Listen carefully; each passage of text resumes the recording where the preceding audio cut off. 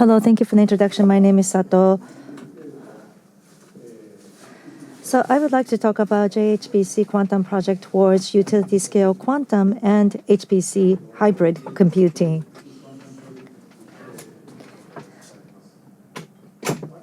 So first of all,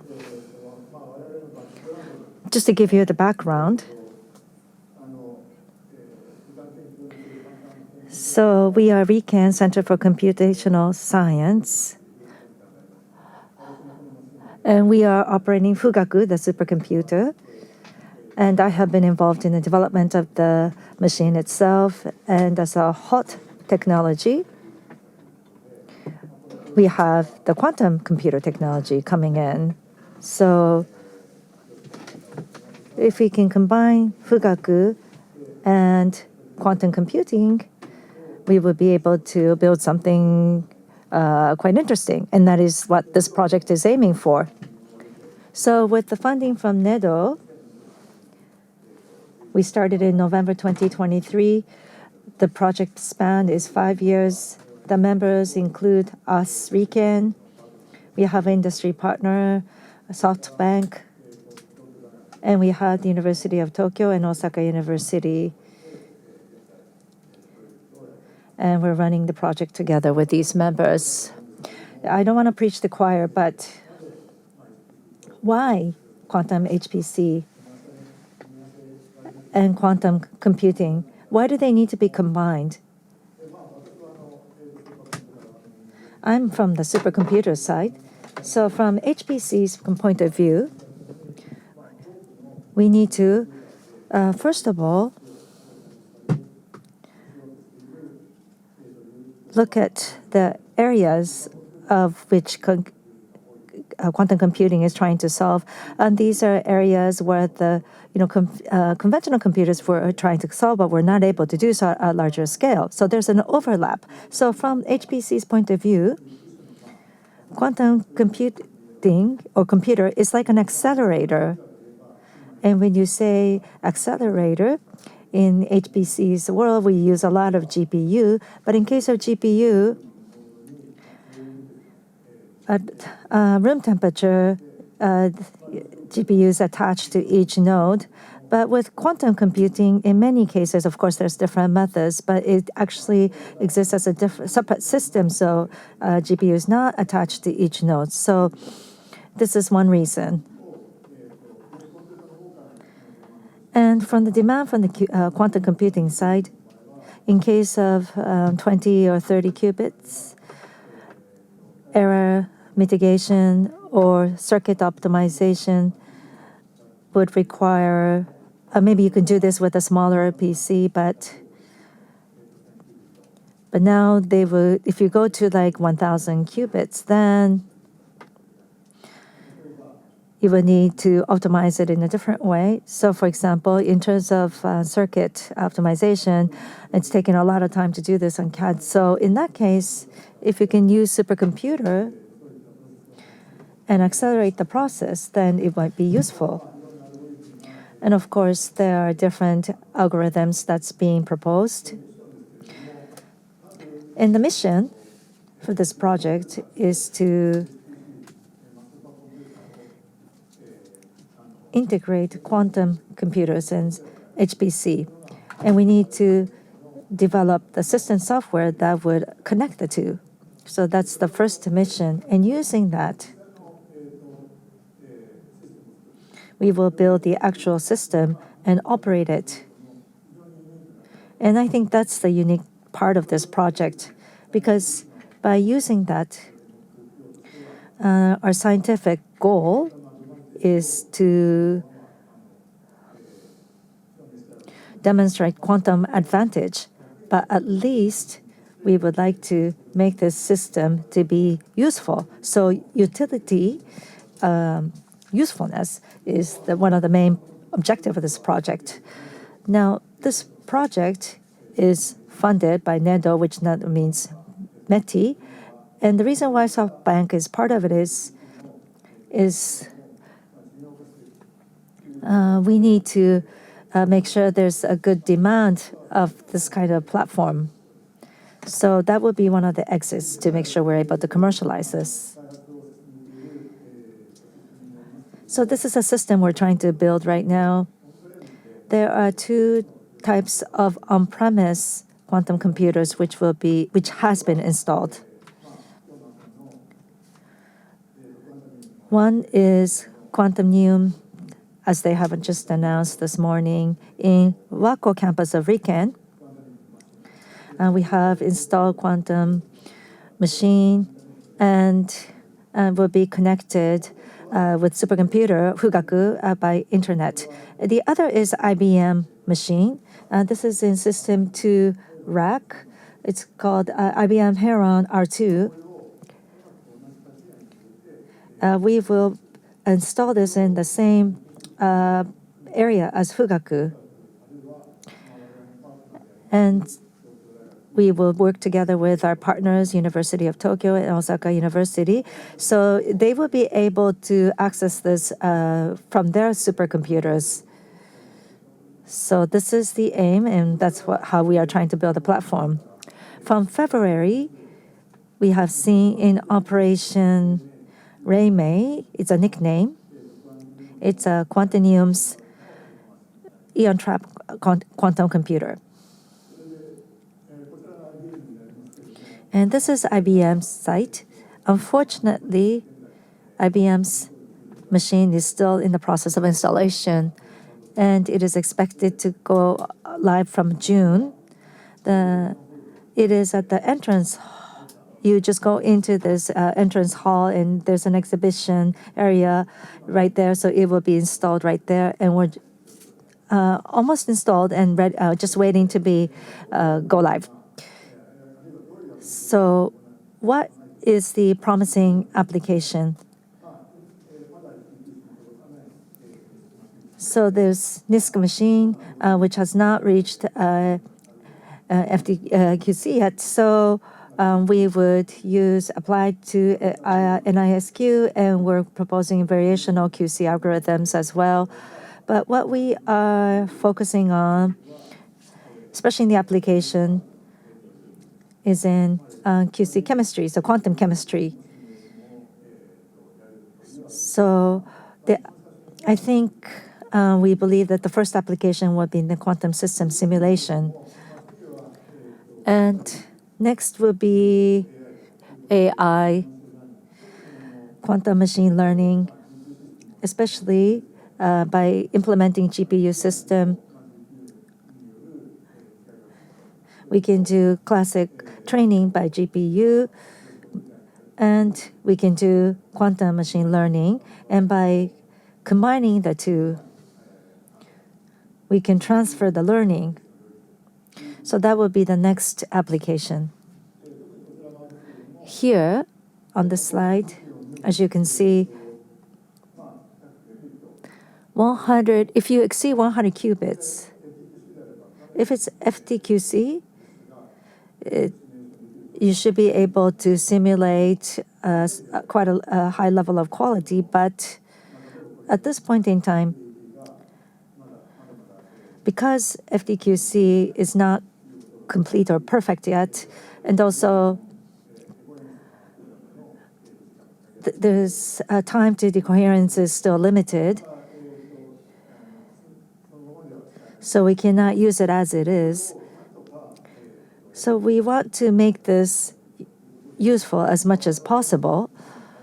So we are working with IBM to develop a path for quantum utility. So quantum utility is our keyword. How much the current quantum computer would be useful? That's the main objective of the project. So we will work with the algorithm. And as you can see here, there's sample-based quantum diagonalization. With a quantum computer, you would analyze, simulate this. And so we will sample it, and you will collect many of them, and you would diagonalize, and you would ultimately seek energy for that. And using that, we will be able to do a large calculation. As a preliminary experiment, we're using Fugaku. 6,400 nodes.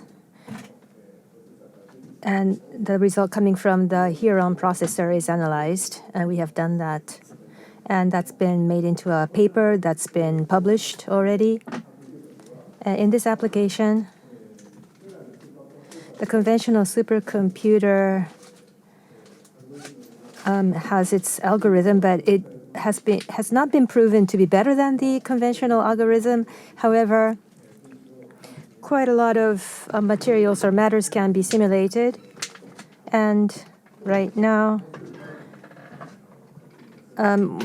tighter mutual coupling is being pursued, so that precision level is enhanced. And so we're working on such an algorithm.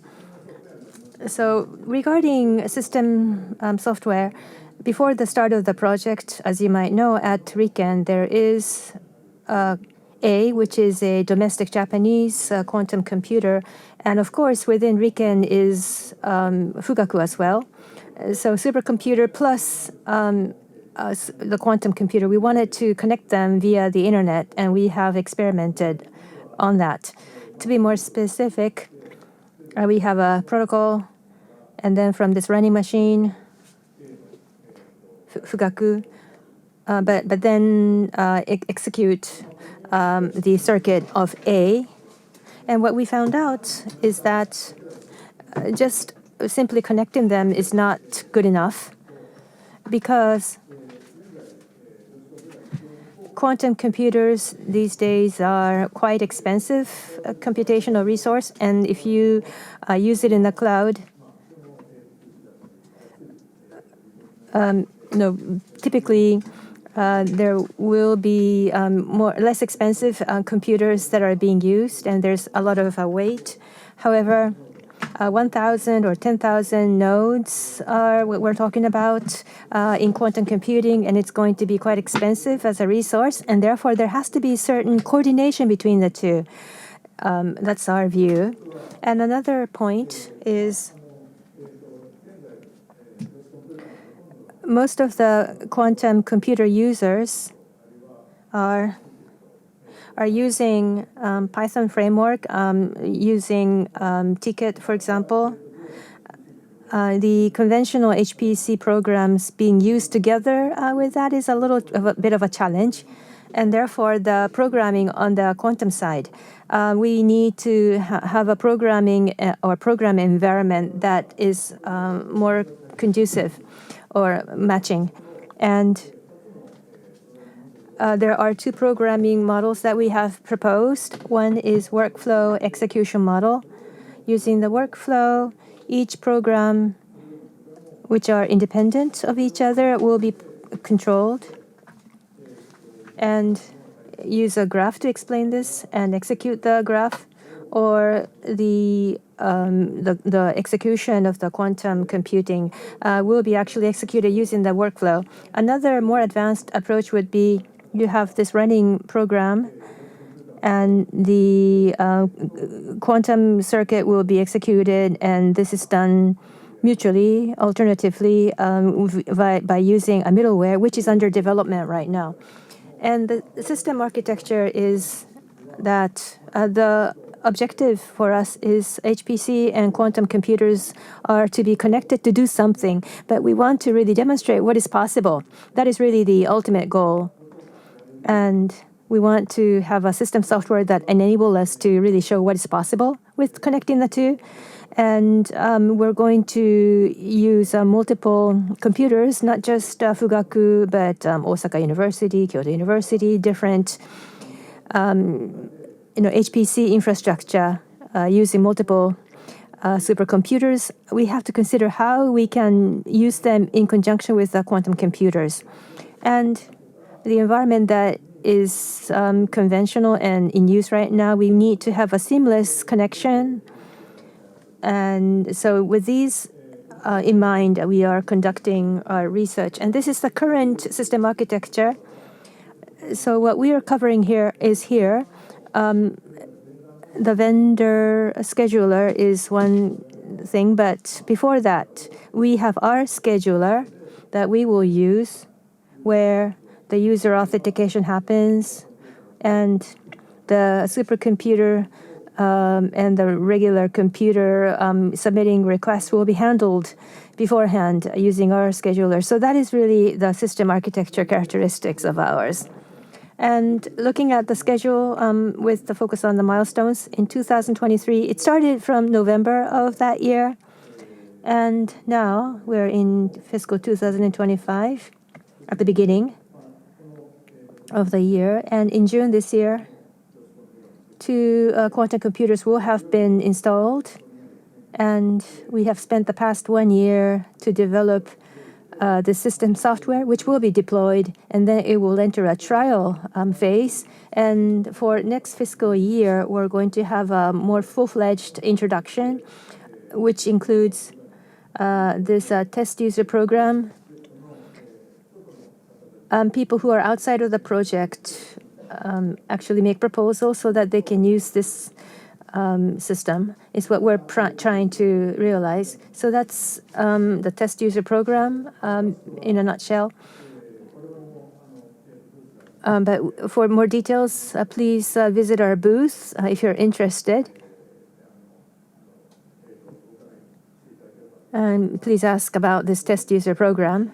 But the primary objective is we want people to use this and evaluate it or give us feedback.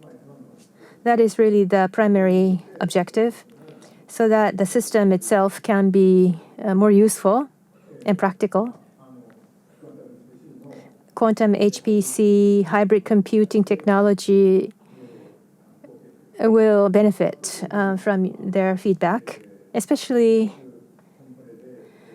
as we have on-premise system being installed. We want to leverage that. Fugaku or other supercomputers can be used in conjunction so that useful calculations or computations can be realized. That utility is really the big goal that we're aiming for. And people with application that are outside of the project or anybody who's interested in this technology, we would like such people to utilize this technology. This concludes my presentation, so thank you very much for your attention.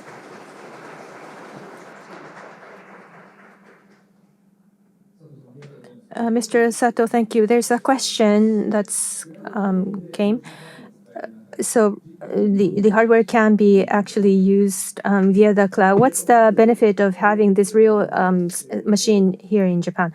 Well, the quantum computing, we have our middleware where we control from the supercomputer. We have to use the middleware that we provide. When accessing from the cloud, of course, there will be outsiders accessing, and so it would be beyond our control. But we want to keep things within our control.